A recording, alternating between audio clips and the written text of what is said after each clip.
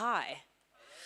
It's lovely to see all of you, and I'm trying to get the butterflies to fly in formation this morning, because I always get very nervous, but I'm just going to, brave it through.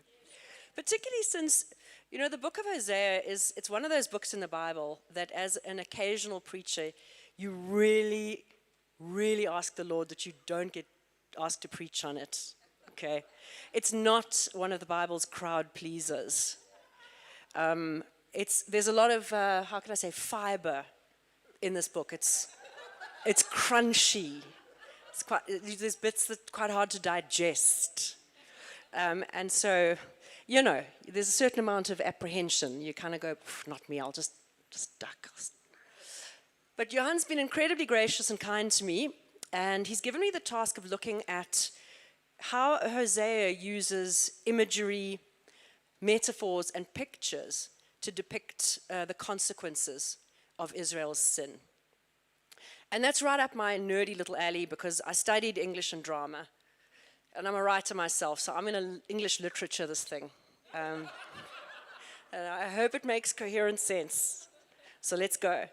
So quick recap. If you could bring up the map, this nifty map, which I stole off the interwebs. So Israel, the promised land, is now divided. They have fallen out. It's now divided in two. The southern kingdom is Judah, northern is Israel. Hosea lives in the northern kingdom, about 200 years after it broke off from southern Judah. And God called him to speak to Israel on his behalf. And Hosea speaks to Israel, whom he sometimes calls Ephraim, and he sometimes calls them Jacob. So you'll see the names Ephraim and Jacob, and they all mean Israel. So Hosea is prophesying in the northern kingdom of Israel during the reign of one of Israel's worst kings, Jeroboam II. Now, the kings at that time all had names starting with J, so it's quite hard to keep track of, but this one, the Bible has nothing good to say about this guy. He basically led the nation into chaos from which it never recovered. And in the year 722, the Assyrian Empire would eventually just swoop in and destroy Israel. And Hosea saw the whole thing coming. And the book is about 25 years, it's a collection of about 25 years worth of his preaching and writing. And he is warning Israel to turn away from their sin, time and time again. And almost all of it is in the form of poetry, because the book is a book of prophecy, and the language of prophecy is very often poetic. It's not literal. It uses pictures and metaphors to communicate its message. And it's something we've seen here in the church. Somebody will get a picture from God. So they'll come up, and very often there'll be a message, but there'll be a symbol or an image that God speaks through. Now, it's interesting in the case of Hosea to go, well, why? Why use poetry? Especially in this case, if you can see the calamity coming, and your job is to tell people to turn their lives around because their actions are going to land them in a whole lot of trouble, wouldn't you want to be as direct as possible? Would you not want to stand out there and be very, very straightforward and appeal to logic and reason? Well, maybe I can shed some light on that. I work in the ad industry, and you can pray for me afterwards.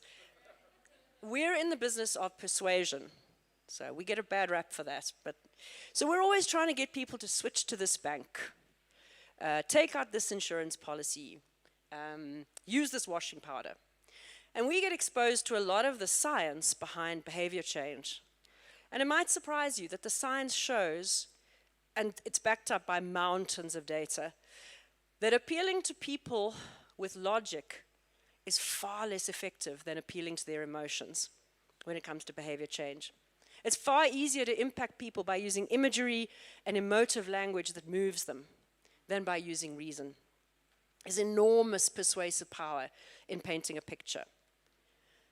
There's a famous story in advertising folklore about a man called David Ogilvy. Who's watched Mad Men? Okay, not all of you are confessing, but okay. So Mad Men is about the early days of the ad industry, Madison Avenue, and David Ogilvy was one of the original Mad Men. Some of the characters are actually modeled on him. He started life as a copywriter, and he eventually built one of the most famous agencies in the world, Ogilvy and Mather. It's still around. And he's a legend because he understood how to persuade people. So this story goes that on his way to work in Madison Avenue, David Ogilvy would often see a beggar with a sign around his neck. And the sign said, "I am blind." And the poor man had a tin cup that people could put money in. And he would hold the cup up to his ear to give it a rattle every now and again, just to see how much money was in it. And most days, the beggar didn't hear much because the cup was empty. And this one morning, David Ogilvy is going to work, and he decides to help the beggar. It was late April in New York, which is springtime. It's a beautiful time to be in New York. David Ogilvy was in a good mood. He dropped a coin into this man's cup and said, "Would you mind if I add some words to the sign around your neck?" And the beggar said, "Yes." We had nothing to lose. And David Ogilvy wrote something on the sign and then went away. By the end of that day, the story goes, the beggar's cup was full of money. Almost everyone passing by stopped to put money in his cup. And eventually, he was so overwhelmed that he called a bystander and he said, "Excuse me, can you tell me what's written on my sign?" And David Ogilvy had written, "It is spring, and I am blind." That's the power of painting a picture to make people feel something. If you're not getting through to people with logic and reason, and it's clear from the course of history that that wasn't working, then metaphors and pictures are much more powerful. Because a metaphor is charged with meaning, as we know. There's emotional associations that go far beyond the words of the page. I mean, Hosea's marriage was a metaphor. God tells Hosea to marry an adulteress, and then tells him that despite her unfaithfulness, he has to find his cheating wife, pay off the debts she owed to her other partners, and then he has to commit love and faithfulness to her once again. And we've touched on this, but this broken and repaired marriage to a woman who's constantly unfaithful with multiple partners is a prophetic symbol. It tells the story of God's relationship with Israel. Israel is the unfaithful wife, chasing after multiple lovers. But the book uses a lot of other powerful, emotionally charged imagery to depict the consequences of Israel's sin and unfaithfulness. These pictures are designed, as I've said, to get through to people in a way that the other warnings maybe hadn't. But it's more than that. And I'm hopefully going to be able to show you this morning, those images also link this story and these prophecies to themes that go throughout the Bible. So I've just chosen 3 images to talk about this morning. They are the harvest, the wilderness, and the wind. So let's start with the harvest. One of the most famous images to come out of this book is one that's actually jumped out of the Bible and into culture and literature. And that is chapter 8, verse 7. "For they sow the wind, and they shall reap the whirlwind." So in English, that expression is certainly used a lot in the press and in literature. I Googled, and there was a number of books called Reap the Whirlwind or Reaping the Whirlwind. So let's take a closer look. What does it mean to plant wind? So you're like putting air into the ground, right? So I'm just going to mime quickly here. So you're like making a hole, right? And then you're like,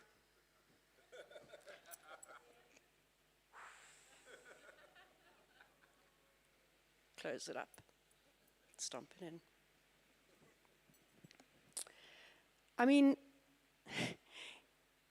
if you've put air into the ground, right, this is a picture of putting all your efforts into worthless or empty things.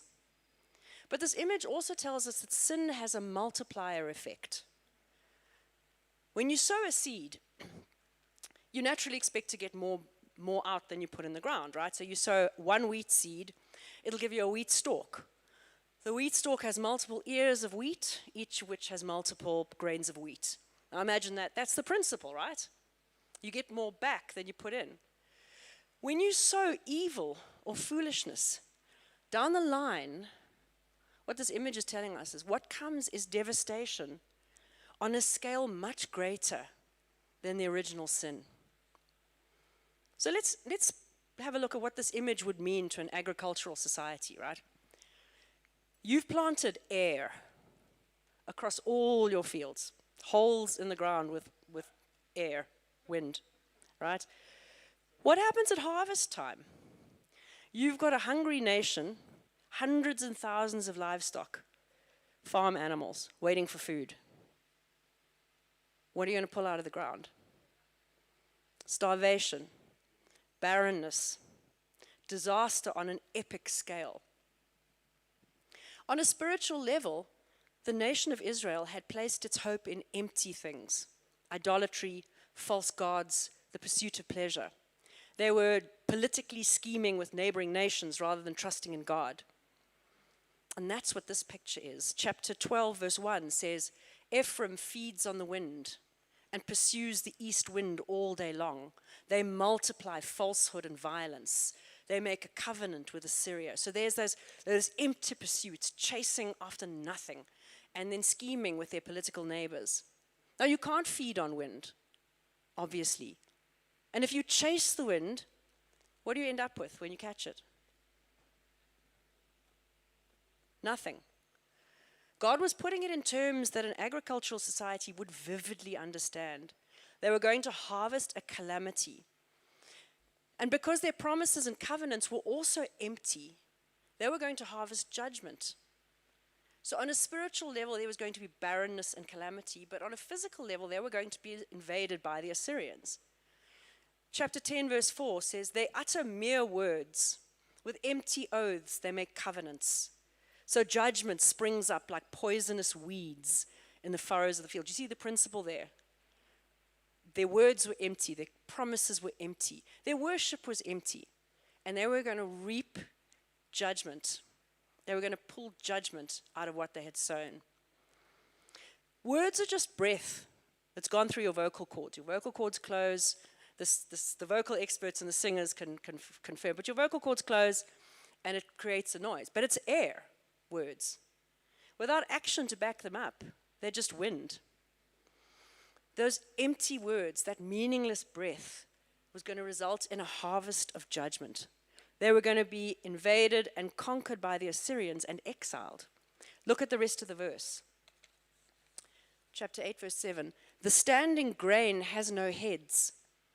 It shall yield no flour.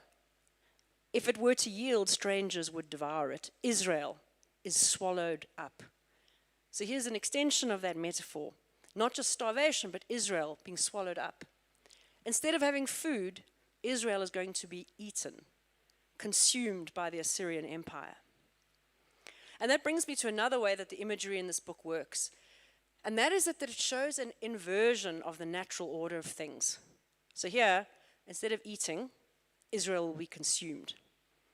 A harvest should be a time of abundance. New fruit and wine, fullness. It was usually quite a party. It was a time of celebration, right? You brought the crops in and everyone got a little tipsy and had a little dance, and it was a fun time. It still is in certain parts of the world. But this is a harvest that brings hunger and starvation and death. And on an emotional level, frustration and emptiness. Look at chapter 4, verse 10. They shall eat, but not be satisfied. They shall play the whore, but not multiply. Because they have forsaken the Lord to cherish whoredom, wine, and new wine, which take away the understanding. Later in chapter 9, it says, Threshing floor and wine vat shall not feed them, and the new wine shall fail them. You see, they'd forgotten God, the giver of good things. And they'd started worshipping the good things. They were chasing thrills, new wine, novelty, sex, excitement. They were worshipping other gods because they'd come to believe the other gods were bringing them the good things. They were making idols because they could see the idols, and it therefore made more sense to them that perhaps these idols, these other gods, were bringing them the good things. They were hedging their bets. And God is saying, you're chasing the wind. You chase good times, pleasure. You disconnect from the living God who brings you all good things. And what you will end up with is hands full of nothing. And you will bring upon yourself devastation and death, but also barrenness. One of the bitterest things to experience must be being in a place of prosperity, and it all tastes like ashes. So I've said that the pictures or images in Hosea link the story to a larger biblical story, right? Let's look at this one. Still in the harvest realm. Chapter 10, verse 13. You have plowed iniquity. You have reaped injustice. You have eaten the fruit of lies. Does it sound familiar to anybody? Where have you heard that? The fruit, eaten the fruit of lies? Genesis, right. But the first humans ate fruit from the one tree they weren't supposed to. And from that one act of rebellion has ultimately come all the evil in the world today. Genocide, child abuse, rape, war, oppression, slavery. You put a small act of rebellion in the ground, and what comes out over time is devastation and destruction. Sin has a multiplier effect.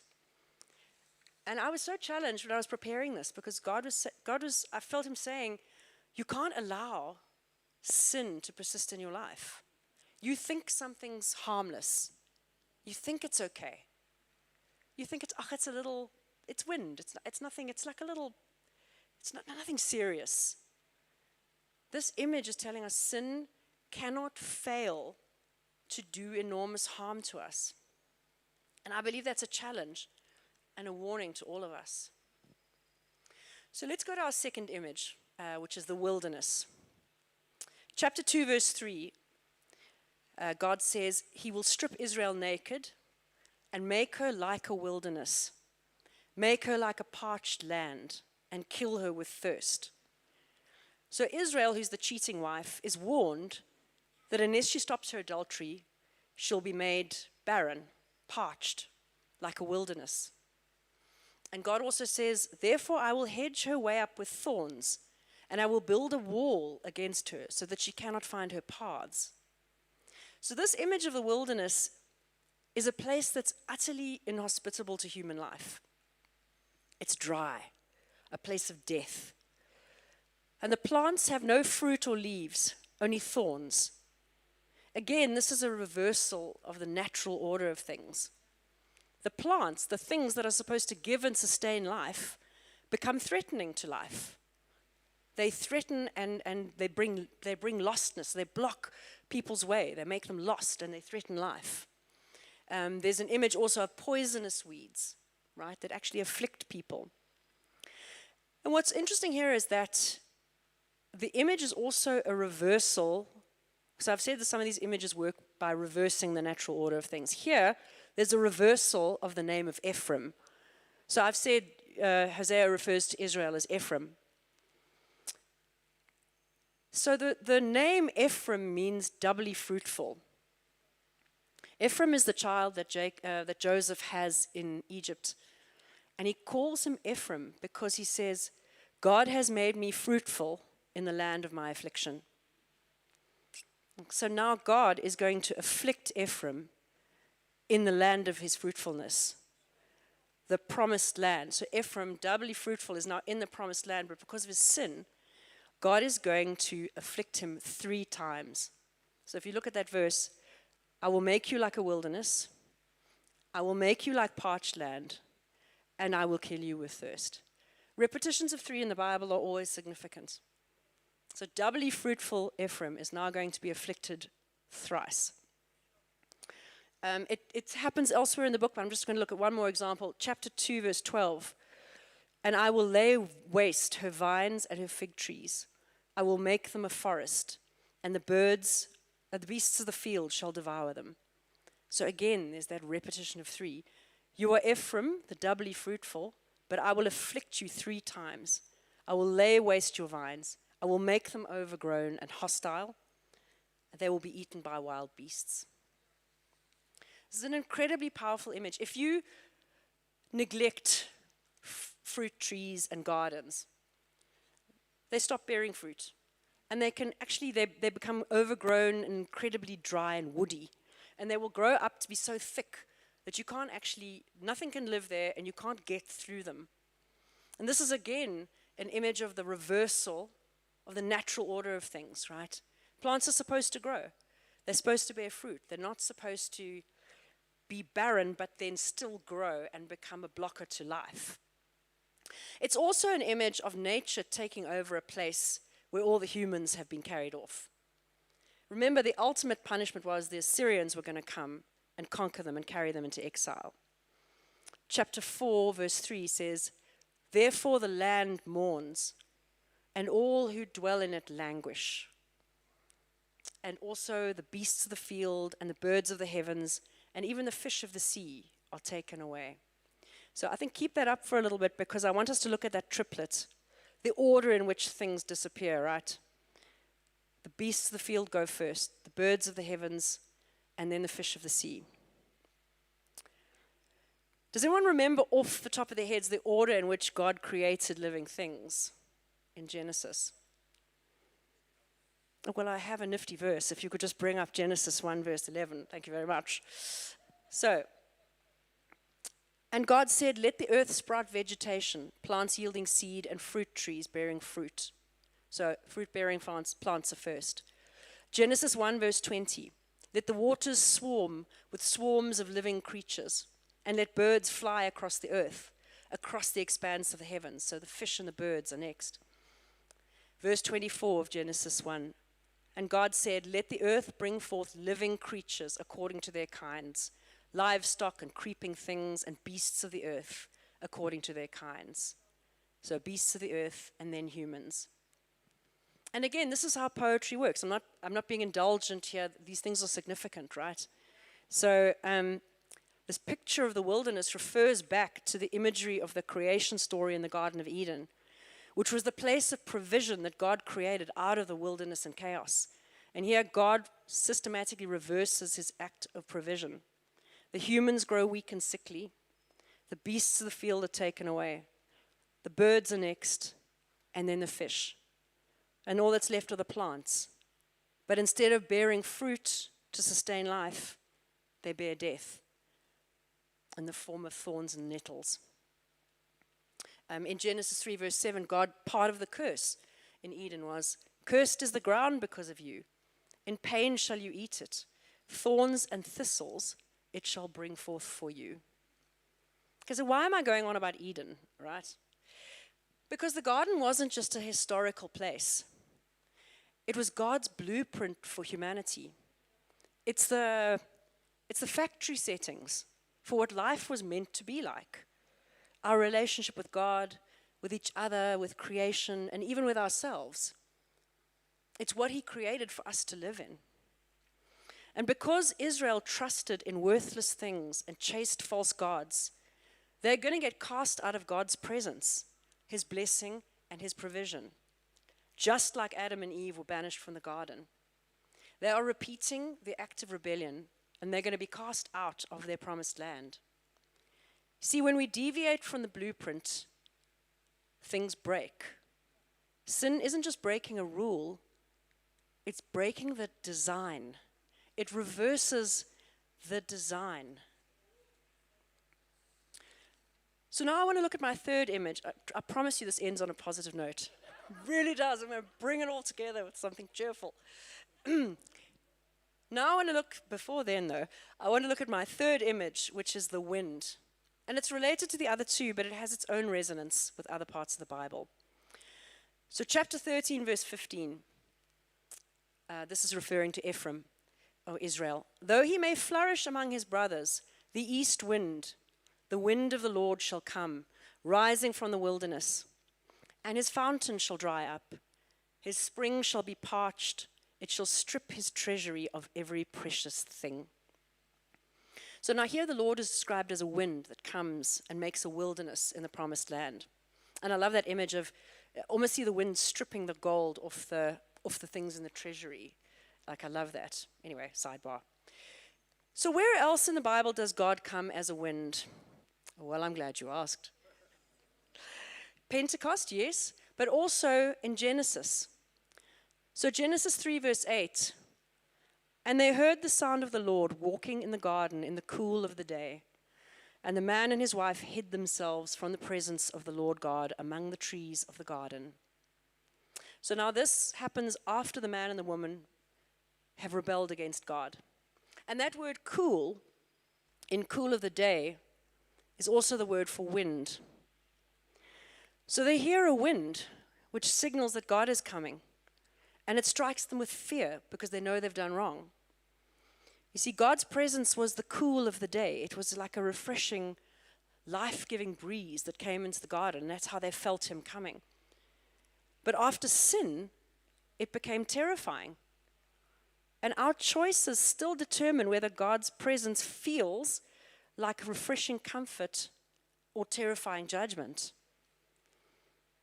So the arrival of God here in Genesis, signaled by the wind, it results in a confrontation between God and man, and the humans are cast out of the garden into the wilderness. In Hosea, the wind of God comes from the wilderness and it dries up the fountain and the spring. So his fountain shall dry up, his spring shall be parched. And again, that word spring refers back to the Genesis story.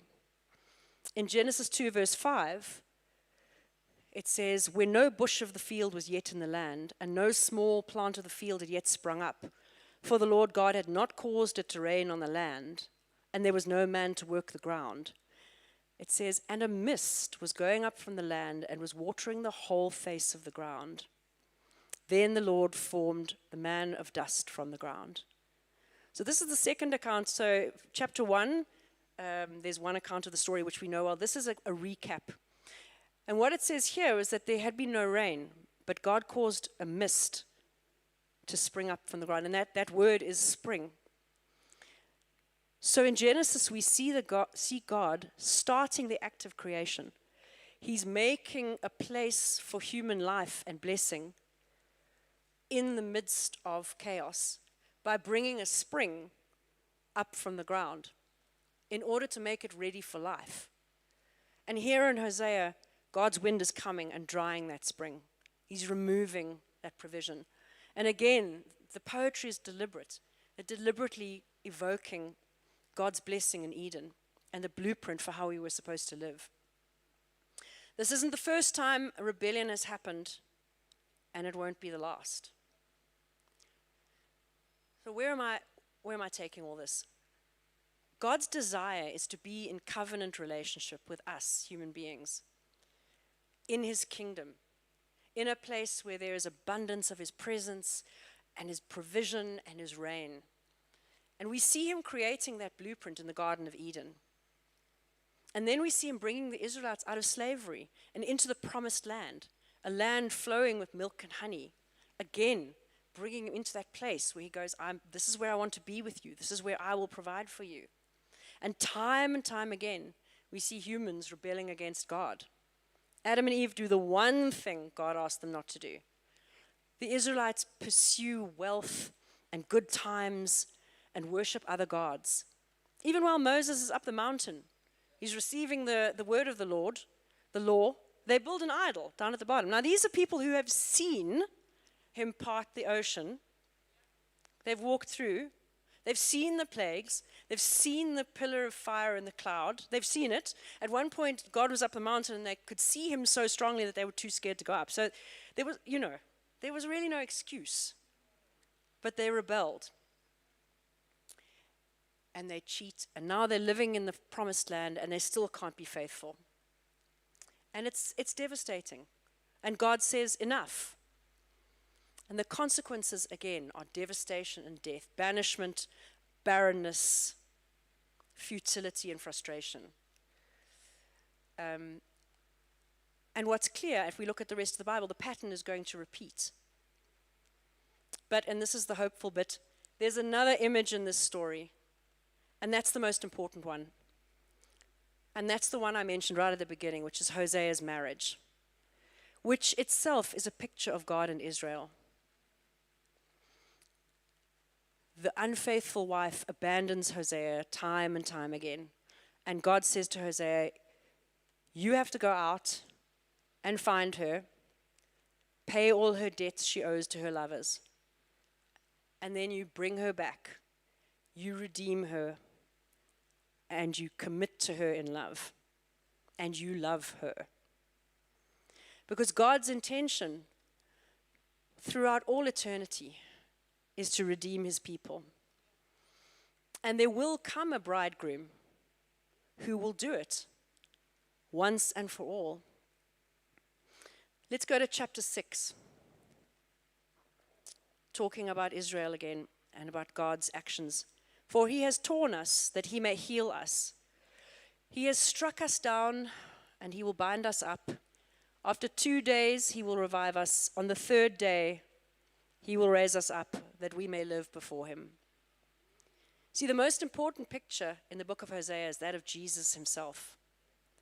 Jesus is the perfect Hosea who goes out and redeems his unfaithful bride, pays her debts, brings her back once and for all, and commits his love and faithfulness to her. But he also takes on the punishment that she should have endured. Jesus is bound up, torn, struck down, and raised on the third day, so that we may be healed, revived, and may live for eternity with him. When we talk about redemption, we're not just talking about getting into heaven. We're talking about God's plan to restore the blueprint that he designed us to live in.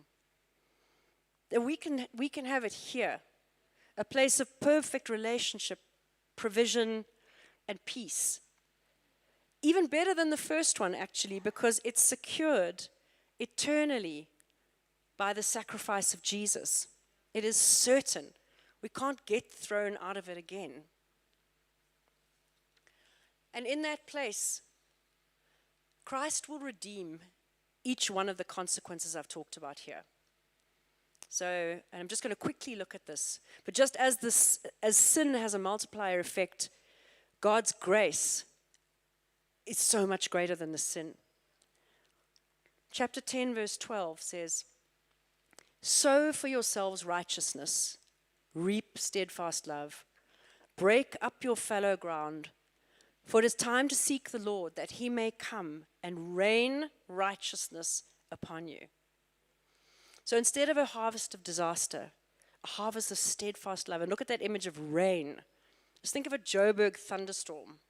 That rain of righteousness, just like, and then, all the roads and the rivers start to run. It's a beautiful image. Then look how God redeems the wilderness image. Chapter 2, verse 14. And this is beautiful as well. "Therefore, behold, I will allure her," he's talking about his bride, "and bring her into the wilderness and speak tenderly to her." Verse 18 says, "And I will make for them a covenant on that day with the beasts of the field, the birds of the heavens, and the creeping things of the ground." See, it's the creation language again. In Genesis 1, verse 26, God says, "Let man have dominion over," and it's the fish of the sea, "the birds of the heavens, over the livestock, all the earth, and over every creeping thing that creeps on the earth." So again, the repetition is deliberate. It's God restoring the blueprint, the way things should be. And if I haven't convinced you of that yet, how about this one? It's right at the end of the book. The last chapter is a lot more upbeat than the rest. It's a very beautiful picture of restoration. And chapter 14, verse 18, verse 4 says, God says, "I am like an evergreen cypress. From me comes your fruit." So it's restoration back to that place where God is our provider. He wants us back there where we only rely on him. We only look to him for all our provision and all our blessing. The garden was a place of perfect provision and God's peace and presence. And it's the place we were created for. It's the place we still yearn to get back to. And we lost that place when we rebelled against God. This book and the whole Bible story, culminating in Jesus, shows us God's heart. He longs to return us to the place we were created for, the life we were created for, with God as the all-sustaining tree of life and provision right at the center. We need to ask God to examine our hearts this morning, knowing how much He loves us and how much He desires us to be back in that place of perfect peace and provision with Him, no matter what our outward circumstances. We need to ask Him to expose our persistent sin. There's places where, and we've all done it, where we start worshiping the gifts rather than the giver.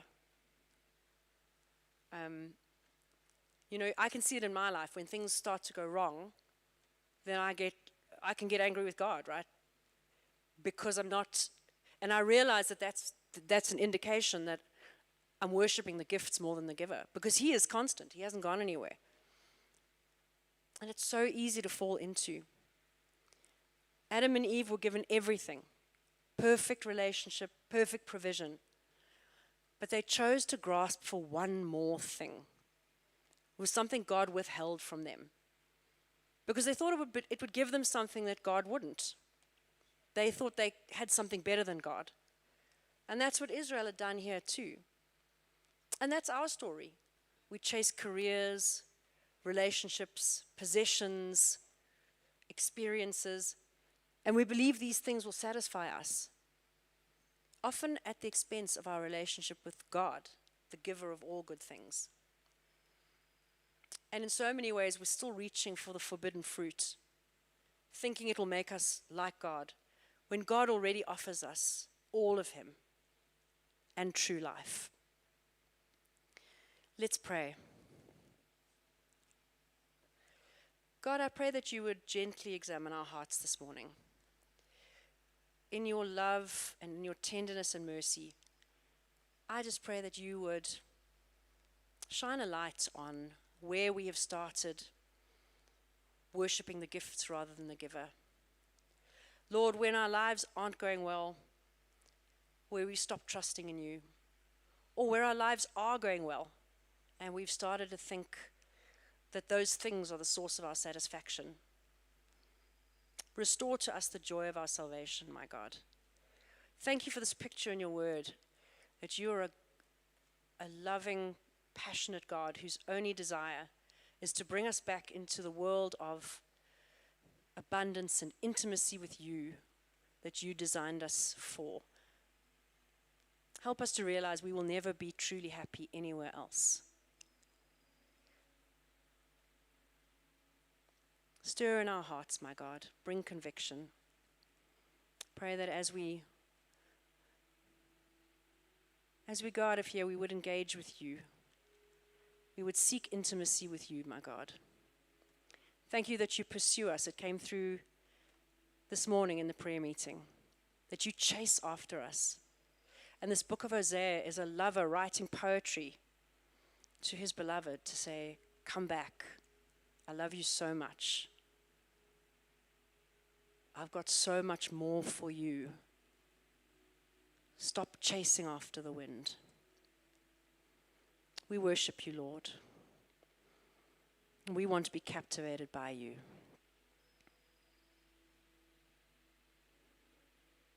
In Jesus' name, amen.